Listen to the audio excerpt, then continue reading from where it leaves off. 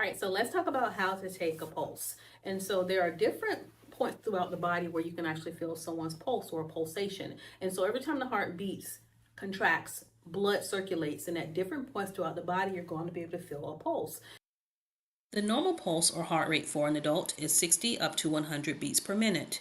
If the heart rate is greater than 100 beats per minute, that is called tachycardia. If it is less than 60 beats per minute, that is bradycardia. You would notify your nurse of any abnormals or if your patient has any additional concerns.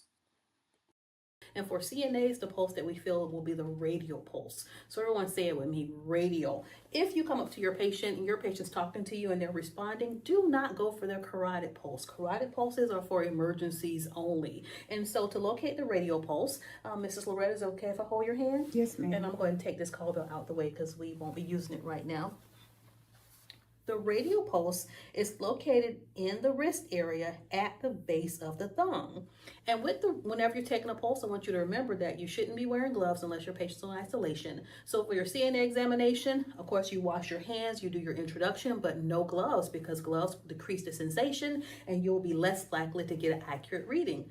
Also, you cannot take a pulse with your thumb because if you do, you'll actually be feeling your own heart rate. You'll be feeling your own pulsations. So the way that I do it is 3 fingers. And so research has indicated you can take a pulse with 2 or 3 fingers.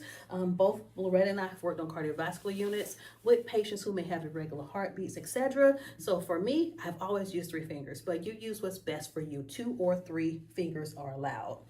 Think about circulation. If I raise this wrist up, this arm up, the blood flow is going to decrease. So whenever you're taking someone's pulse, keep the wrist down. Put 2 or 3 fingers on the pulse. We have a clock over here that I'll be using.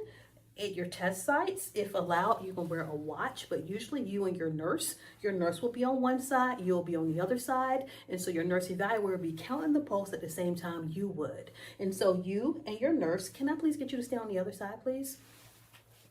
Like right here on this other side? Yes. And so would you please gather her wrist? You're going to get a wrist. All right, and so we're going to be looking at the clock that's over there. All right, and so you're going to put 2 fingers here. And do you feel those pulsations? Yes. All right, and so I'm going to tell you when to start, okay? Okay. All right, so let's go ahead and start now on the 12. We can start.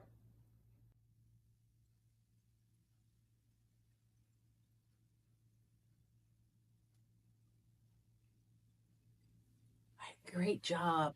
And so at your test site, you would never know your nurse's number. The count that I received was 78. What number did you count? 78 as well. Very good, very good. So at your test site, you can be 4 away from your nurse's reading, and you have to count the pulse for 1 full minute. So I know what they do in the real world. You'll count for 15 seconds and multiply that number by 4, or maybe 30 seconds and multiply by 2. But when you're testing to become a CNA, you want to do it for the full minute. And if you lose count, or if you feel that you have maybe the pulse isn't as strong in one wrist as it would be in the other, you can tell your nurse that, hey, I need to start over, or may I start over. You can also ask your nurse if you can switch extremities. And so don't forget to document your findings. For your state of Florida CNA exam, usually the pulse is by itself. In the real world, we can do pulse and respirations, but for the test, you'd have to do a whole introduction, take the pulse, document the pulse in your skill by giving the patient a call bell, making sure their bed is back low, etc. Don't forget to wash your hands if I didn't say that. And then if you had to do respirations, you'd have to knock on the door and start that process all over again. So I just did the pulse skill. I would make sure I tidied up everything that I documented. I washed my hands and I opened that curtain at the end. I would give the patient back their call bell, ask if they have any questions, and then I would be done with this skill. I would then have to knock on the door, come back again in order to do respiration. So that's what we do for the Florida CNA examination. If it's different in your state, please let us know. Again, this is Eunice and this is Loretta. And we are here at Florida Training Academy. So we look forward to seeing you in the next video, which will be about respirations. All right.